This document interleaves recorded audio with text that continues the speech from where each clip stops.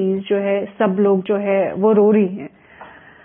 और कुछ देर में मेरे फादर, मेरे अंकल्स, जितने भी मोहल्ले के जो मेल्स थे वो आ रहे, उनके कपड़े फटे हुए हैं, मेरे फादर का फेस से खून बह रहा है।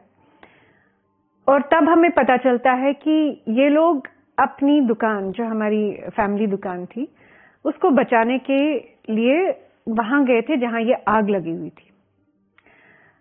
और एक्चुअली आग क्या लगी हुई थी, मिलिटेंट्स लूट कर रहे थे और पूरा जो गोडाउन था हमारे दुकान का, उसका लूट करके उन्होंने सारा सामान निकाल के जला दिया था। और ये लोग, मेरे फादर, मेरे अंकल्स वगैरह वहां गए उसको बचाने के लिए। बट ऑब्वियसली चूंकि उस वक्त पुलिस जो थी वो भी मिलिटेंट्स के साथ शामिल थी, और पुलिस और मिलिटेंट्स ने मिलकर हमारे पूरे जितने भी मेल्स थे हमारे नेबरहुड में, उन सब की पिटाई की थी और उनको कोई प्रोटेक्शन नहीं दी।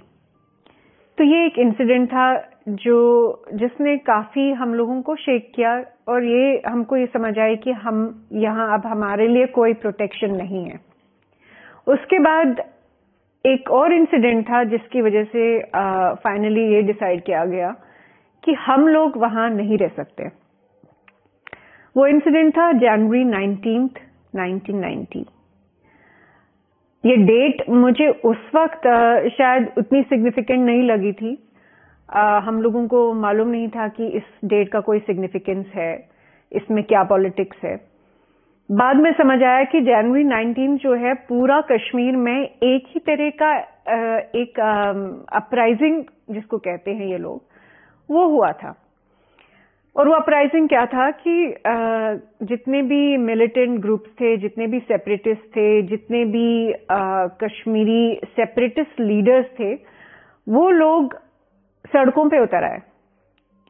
और उन लोगों ने, मस्जिदों से भी आवाजें आई, मस्जिदों से भी नारे लगे, मस्जिदों से भी लाउड स्पीकर्स में कहा गया, और बहुत ही कम्युनल स्लोगन्स लगाए गए, और यही कहा गया कि कश्मीर में क्या चलेगा, निजाम मुस्तफा। और मुझे याद है कि कर्फ्यू में ये इतना बड़ा प्रोटेस्ट रैली जा रहा था शहर से, टाउन से, कि किसी की हिम्मत नहीं हुई, किसी की मजाल नहीं थी कि इनको वो काउंटर करे या इनको रोके। और अगर कम्युनल स्लोगन्स लग रहे हैं और अगर आप एक माइनॉरिटी कम्युनिटी को टारगेट कर रहे हो, तो सरकार, पुलिस, सेंट्रल गवर्नमेंट उस टाइम पे जो थी न्यू दिल्ली में, वो क्या कर रही थी किसी को नहीं मालूम। उस इंसिडेंट में ये होता है कि सारे मेल्स जो है वो घरों के बाहर के जो हमारे गेट होते थे वहां खड़े होते हैं, और हमारी जो मदर है और आंटीज है, पूरे मोहल्ले की जितनी भी औरतें थी, उन सब ने हम सब लड़कियों को इकट्ठा किया, और बहुएं जितनी भी थी मोहल्ले की, इकट्ठा किया और कहा कि वो देखो वो लोग आ रहे हैं, और अगर तो वो उन लोगों ने हमारे मोहल्ले के अंदर वो घुस गए, तो ये लो लाइटर, ये लो मैच स्टिक, आप लोग किचन में जाओ, किचन का गैस सिलेंडर ऑन करो, और अगर आपको लगा कि वो लोग आ रहे हैं अंदर, तो आप वो गैस ऑन करके ये मैच स्टिक लेके आप आग लगाओगे, आप सुसाइड करोगे। उस वक्त शायद समझ नहीं आया कि वो क्या बात कर रहे थे। उस वक्त नहीं समझ आया कि क्यों हमको सुसाइड करने के लिए कह रहे हैं। लेकिन जब हम बड़े हुए, और चूंकि मैं सिर्फ 12 साल की थी, आपको मालूम नहीं होता है कि ऑनर, डिग्निटी, इन सारी चीजों के बारे में आपको मालूम नहीं होता है। लेकिन बाद में समझ आया कि वो क्यों कह रहे थे, क्योंकि एक नारा ये भी लगा था कश्मीर में कि यहां कश्मीर बनेगा पाकिस्तान, लड़कियों को रखेंगे और लड़कों को मार डालेंगे। वो इंसिडेंट के 10 दिन के बाद, उस दिन हुआ कुछ नहीं, प्रोटेस्ट हुए और वो लोग नहीं आए, बट 10 दिन के बाद हमारे माँ बाप ने ये डिसाइड किया कि हमको वहां से भेजेंगे। तो मैं, मेरी सिस्टर, मोहल्ले की और 2-3 लड़कियां जो है, उन लोगों ने हमको अपने स्कूल बैग्स और एक बैग शायद कपड़ों का था, वो लेके हमको ट्रक में बिठाया और ट्रक में हम दुबक के बैठे। स्टोन पेल्टिंग हो रही थी, क्रॉस फायरिंग हो रही थी, एनकाउंटर हो रहा था और हम लोग उस ट्रक में दुबक के निकल गए, सिर्फ 4-5 लड़कियां। हमारे पेरेंट्स वहीं रहे, हमारे अंकल आंटी वगैरह सब वहीं रहे, लेकिन हम लोगों को वहां से भेजा। बेसिकली जो अनमैरिड लड़कियां थी उनको भेजा। कहां भेजा? मेरे अंकल जो 86 में कश्मीर छोड़ के गए थे, वो जम्मू चले गए थे और जम्मू में वो रेंट पे रहते थे। एक कमरा था उनके पास, उस कमरे में मेरे दादा दादी, मेरे अंकल, मेरी आंटी, उनके 2 बच्चे, हम 4-5 लड़कियां रहने लगे। 1 हफ्ते के बाद, 2 हफ्ते के बाद एक एक करके हमारी फैमिली का हर एक मेंबर जो है कश्मीर से आया और हम उसी एक कमरे में सब रहे महीनों। अब मुझे याद नहीं है कि at one point of time हम उस एक कमरे में, इस कमरे का आधा हिस्सा होगा, उस एक कमरे में कम से कम 20-25 लोग रह रहे थे। चूंकि सोने की जगह नहीं थी तो हम छत पे बाहर, शायद कारपेट तो था नहीं या कोई रजाई भी नहीं थी, कोई शीट लेके सो जाते थे। मेरे जब अंकल और आंटीज और सब लोग आए और इतना बड़ा परिवार जो है एक कमरे में रहने लगा और गवर्नमेंट एब्सेंट थी, गवर्नमेंट को मालूम नहीं था कि क्या हो रहा है। और फाइनली जब रेफ्यूजी कैंप्स लगे, फिर फाइनली मेरे अंकल, मेरी आंट, परिवार के और भी कई सारे सदस्य जो है वो रेफ्यूजी कैंप गए और रेफ्यूजी कैंप में कई हफ्तों तक आपको लाइन में खड़ा होना पड़ा कि आपको कैंप में एक जगह एक टेंट मिले। टेंट की भी औकात नहीं थी हम लोगों की। कई दिन मेरा जो कजिन है, वो कितने दिन रोज सुबह जाता था, लाइन में लगता था। पहली बार हम लोगों को जम्मू की गर्मी, जो इंडियन प्लेन्स की गर्मी होती है जिसको कहते हैं, हम लोगों ने एक्सपीरियंस की। और उस गर्मी में वो जाके वो लाइन में सुबह से लेकर रात तक खड़ा होता था कि हम लोगों के पास राशन कार्ड हो, कि हम लोगों की रजिस्ट्रेशन हो, कि हम लोगों को 2 वक्त की खाना और हम लोगों को जगह मिले कहीं रहने की।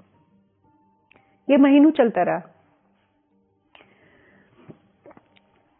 फाइनली मेरे माँ बाप जो है वो काफी देर बाद आए, क्योंकि मेरे फादर गवर्नमेंट सर्विस में थे और उनको ये नहीं मालूम था कि अगर वो कश्मीर छोड़ के आए तो उनकी जॉब का क्या होगा, क्या गवर्नमेंट उनको अकोमोडेट करेगी, क्या उनको सैलरी मिलेगी, वो बच्चों को कैसे पालेंगे।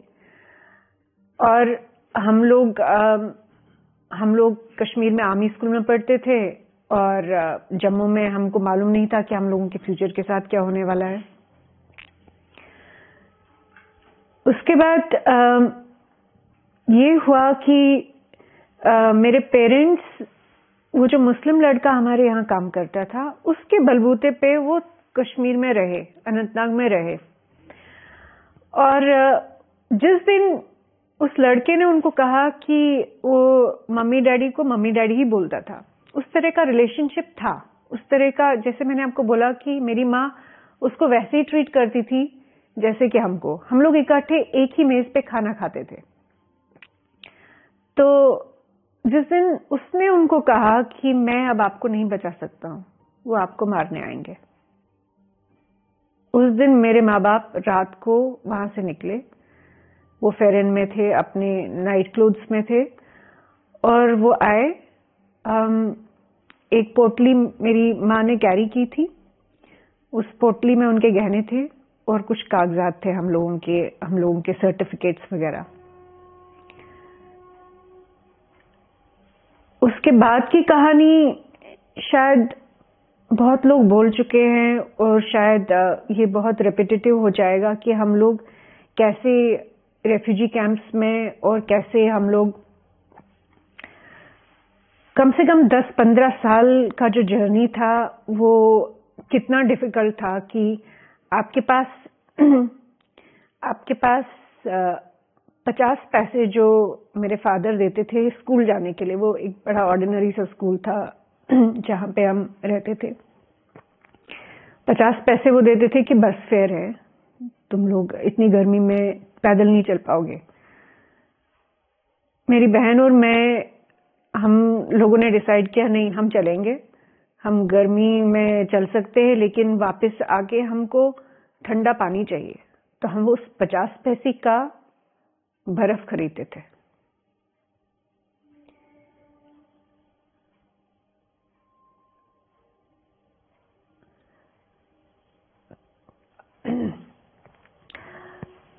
उस सब के बाद अब काफी हम लोगों ने मेहनत की। हम लोगों के माँ बाप ने हमारे को एक ही वैल्यू सिस्टम दिया कि मेहनत करो।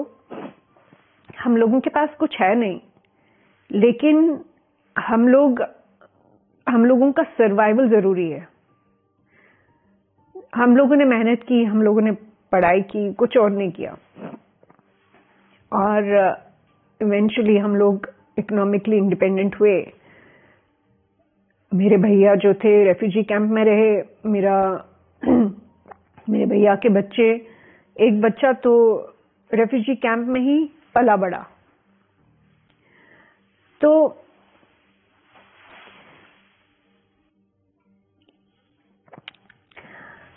वो सब देखने के बाद 15 साल हम लोगों ने मेहनत की, और आज अब ऑलमोस्ट सेटल्ड है सब लोग।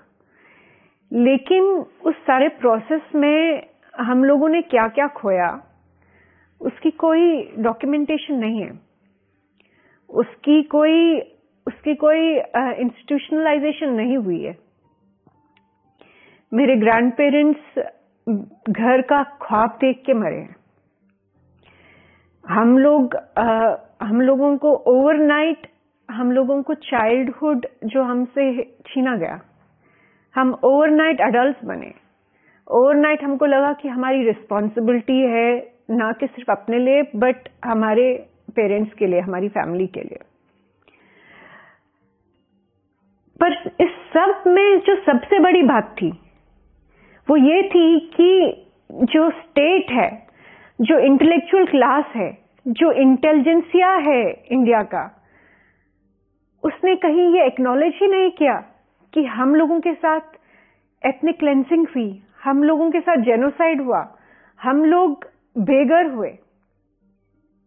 उल्टा ये हुआ कि उन्होंने ये कहा कि गवर्नर जगमोहन ने हमें निकाला, कि ये गवर्नर जगमोहन की कंस्पिरेसी थी, वो मुसलमानों को मारना चाहते थे, इसलिए कश्मीरी पंडितों को वहां से भगाया। तो वो जो नैरेटिव है वो सुना हमने टेलीविजन पे, वो हमने देखा अखबारों में, वो हमने मैगजीन्स में पढ़ा, और हमें ये रियलाइज हुआ कि हम अपने ही देश में सिर्फ बेघर नहीं हुए, हमारी कोई आइडेंटिटी नहीं है, हमारी कोई पहचान नहीं है, क्योंकि हमारी पहचान ही सबसे बड़ी डिस्क्वालिफिकेशन थी। हमारा सच ही सबसे बड़ा ऑब्स्टेकल था। तो कहीं ना कहीं मुझे लगता है कि इसमें सबसे बड़ा, मैं कहूंगी, रिस्पॉन्सिबिलिटी जिसकी थी कि सच सामने आए, वो मीडिया का था। पर मीडिया उस सच को उभारने में, मीडिया उस सच को दिखाने में बिल्कुल फेल हो गई। अगर आज मीडिया को सब लोग गालियां देते हैं, आज सब लोग जितने भी ये सेलिब्रिटी जर्नलिस्ट थे पिछले 30 साल के, जिनको हम लोगों ने पढ़ा, सुना, टेलीविजन पे देखा, एक तरह से तो वो इंस्पायर करते थे, क्योंकि मैं जर्नलिज्म में आई ही इसलिए क्योंकि मैं इंस्पायर थी कि इंडियन विमेन जो है फाइनली